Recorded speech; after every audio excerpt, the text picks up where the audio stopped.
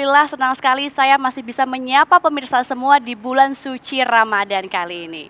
Dan tentunya tadi kita telah mendengarkan tausiah dari guru-guru besar kita. Insya Allah telah tadi apa yang disampaikan bisa bermanfaat bagi kita semua.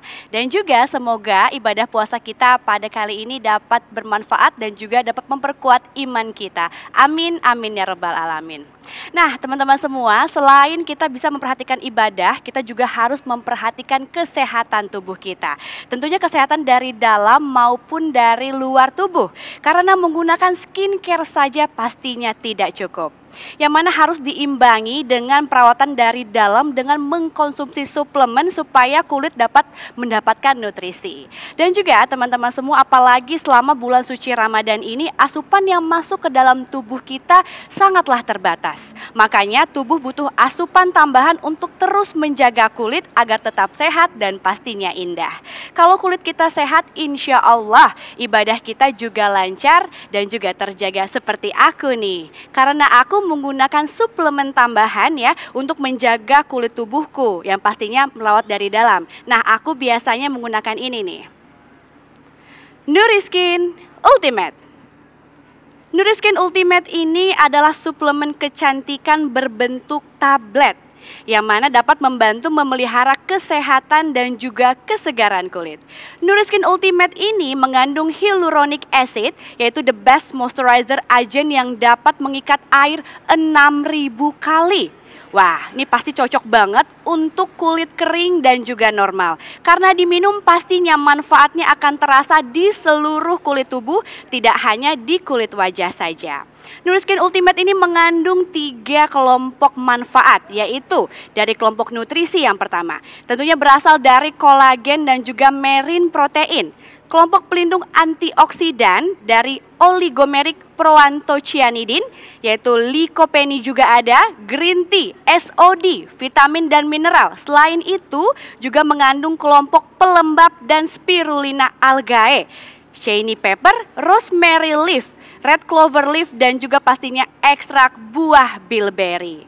Nah sekarang telah hadir nih Nuriskin Ultimate New Formula. Nuriskin Ultimate New Formula ini telah bersertifikat halal MUI dan pastinya harganya lebih terjangkau. Nah pemirsa, sudah saatnya kita merawat kulit kita dari dalam dengan mengkonsumsi Nuriskin Ultimate. Insya Allah dengan kulit kita yang sehat, kemudian juga indah, membuat kita semakin indah pastinya dan juga pede. Apalagi ibadah kita di bulan suci Ramadan ini insya Allah akan semakin lancar. Nuriskin Ultimate, tampil cantik alami sepanjang hari. Nah pemirsa, jangan kemana-mana karena kita akan kembali lagi sesaat lagi, tetap di Damai Indonesiaku.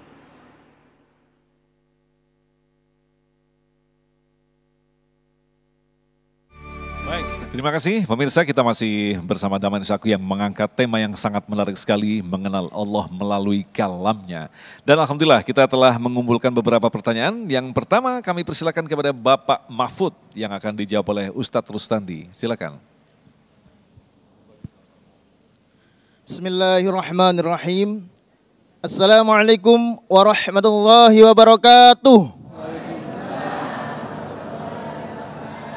Kenalkan, nama saya Mahfud.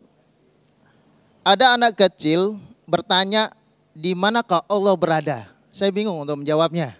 Allah berfirman dalam surat Al-Qadar, kenapa paranormal itu tidak tahu turunnya Lailatul Qadar? Karena dia kan tahu makhluk gaib, tapi Lailatul Qadar jarang dikupas oleh paranormal. Terus kemudian bagaimana caranya kita mengetahui tentang turunnya Lailatul Qadar dan lezatnya, nikmatnya ibadah kalau Lailatul Qadar turun. Wassalamualaikum warahmatullahi wabarakatuh. Salam Pak Mahfud, ini berat sekali. Kenapa paranormal pada nggak tahu Lailatul Qadar kapan turunnya? Silakan dijelaskan secara paranormal.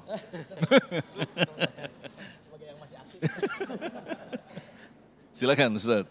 Baik, bismillahirrahmanirrahim. Intinya begini Pak, Lailatul Qadar itu pasti turun di setiap Ramadan. Yang jelas mah, ibadah aja yang full.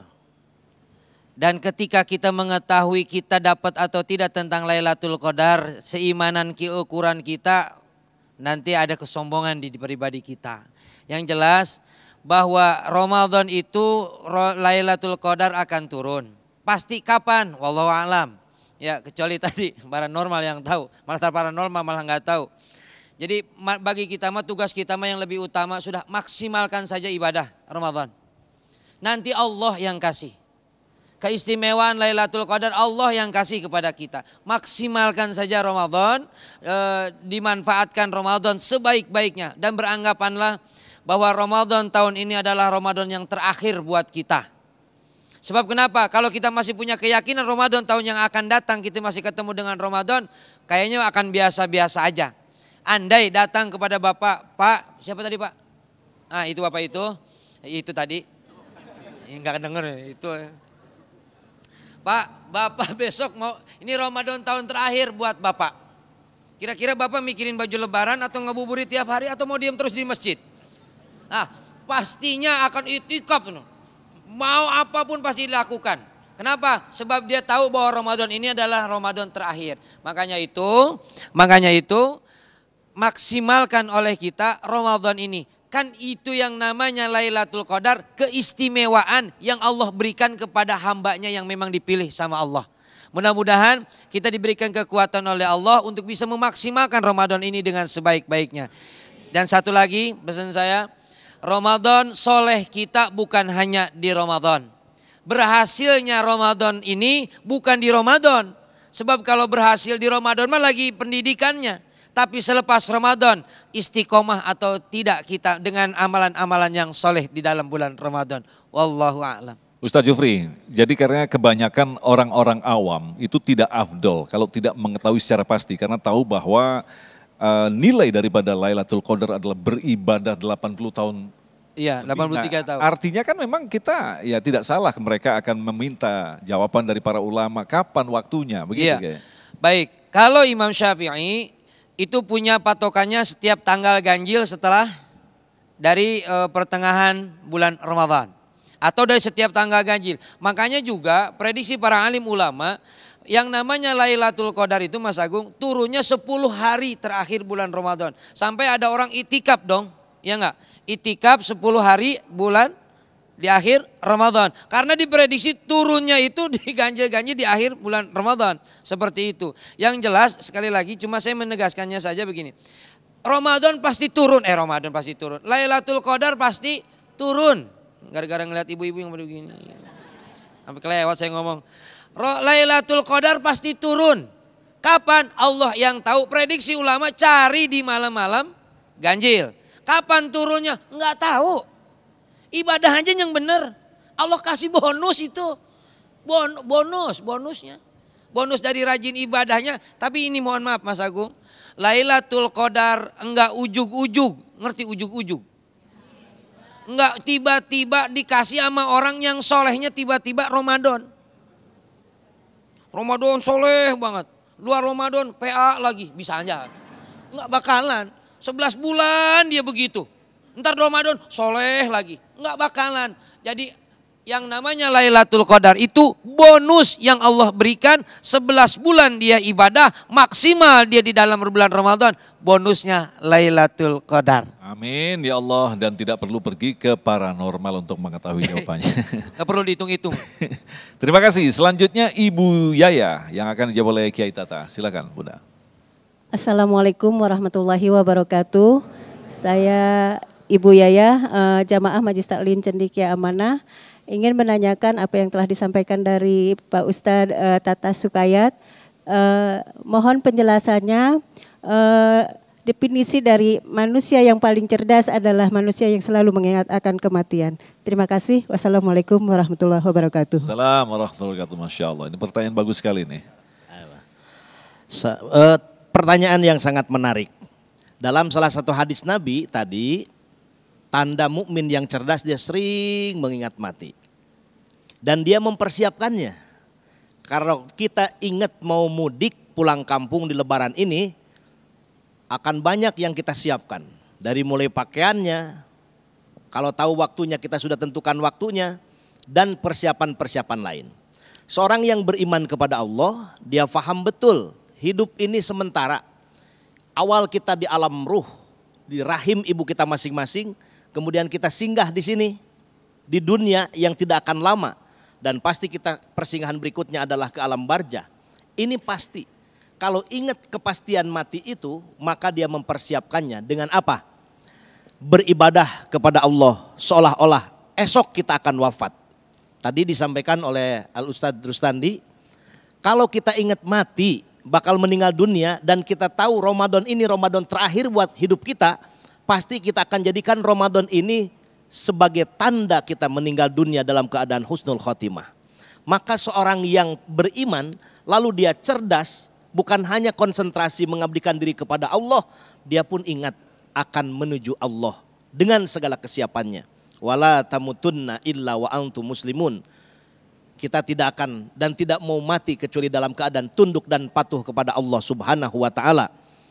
Tidak takut dengan kematiannya, tetapi kita takut mati tidak membawa iman dan Islam.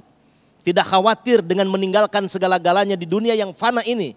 Yang kita khawatir adalah membawa bekal yang lestari dan abadi, yaitu meninggal dalam keadaan husnul khotimah. Mengapa redaksi dari hadis yang sangat menarik ini Rasulullah mengatakan orang yang paling cerdas? Nah ini apa kaitannya? Mengapa tidak orang-orang yang lain yang belajar kitab atau apa, justru orang yang mengingat mati dikatakan orang yang cerdas? Ada orang yang pintar, Al-Mukarram, ada yang cerdas. Biasanya kalau orang pintar by proses, dia belajar dan identik pengetahuannya bersifat dohiriyah. Dari informasi yang diterima dengan telinganya, dari informasi yang diterima dari matanya, karena alat mencari tahu Quran surah An-Nahl ayat 78 itu 3, as-sam'a, al-absara, al-afidah. Pendengaran, penglihatan, dan hati. Orang yang akyas ini cerdasnya sudah melampaui kepintaran biasa. Karena hatinya melampaui kecerdasan yang didapatkan ilmu dari penglihatan dan pendengarannya. Nah sehingga Al-Quran menyebut ada 5 manusia unggul yang disebut dengan ulul albab, ulul absor, ulil nuha, sampai pada ulil amri. Hamba-hamba yang beriman dan kemudian disebut cerdas, bukan hanya pintar, tetapi dia cerdas. Dan cerdas itu bukan hanya pengetahuan yang didapatkan secara dohiriyah, tetapi yang lahir dari dalam kebeningan hati dan kesucian jiwanya sebagai implementasi dari keimanan sejati yang dia miliki. Betapa ibu bapak Al-Quran menyebut, misalkan Al-Anfal ayat kedua, orang yang imannya sejati dan sejatinya iman itu memiliki tanda-tanda tertentu.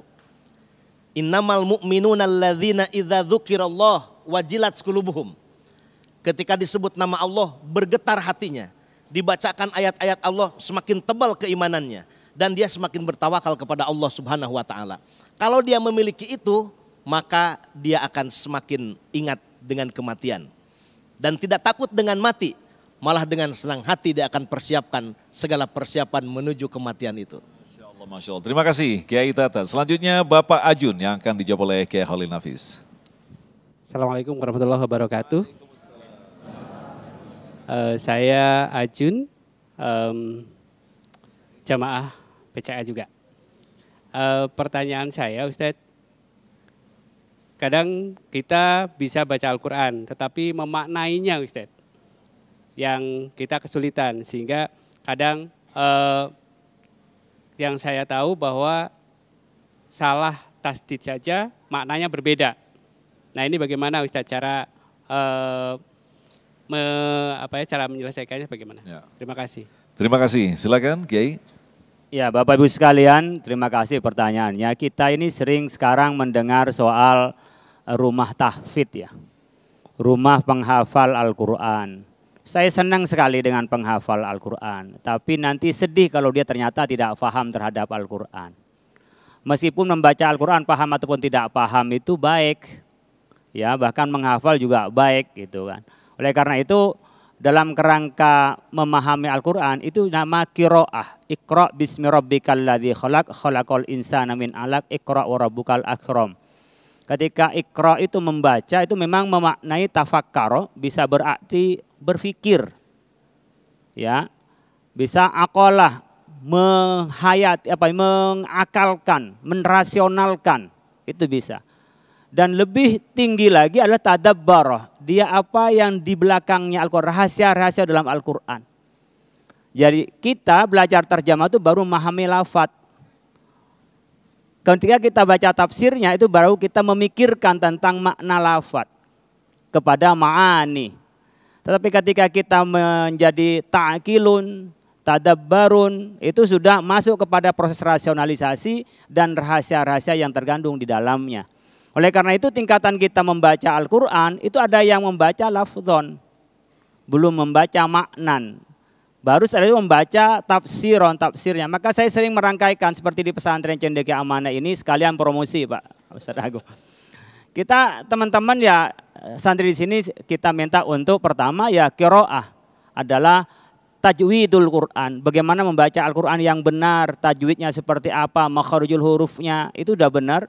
Kemudian setelah tajwid itu ada tahfidnya, penghafalan Al-Quran. Di sini yang SMP minimal hafal sudah 5 juz. Ya, itu minimal. Tetapi saat yang bersamaan kita ada tafhimul Quran, memahamkan Al-Quran. Sehingga Al-Quran yang bisa dipraktekkan itu kalau sudah tafhim. Nggak bisa dipraktekkan Al-Quran kalau tanpa dipahami. Oleh karena itu Al-Quran kadang-kadang tergantung pemakaiannya. Syifa'un linnas, obat kadang-kadang dipakai hanya untuk nyembur. Ada orang kesurupan bacain Al-Quran.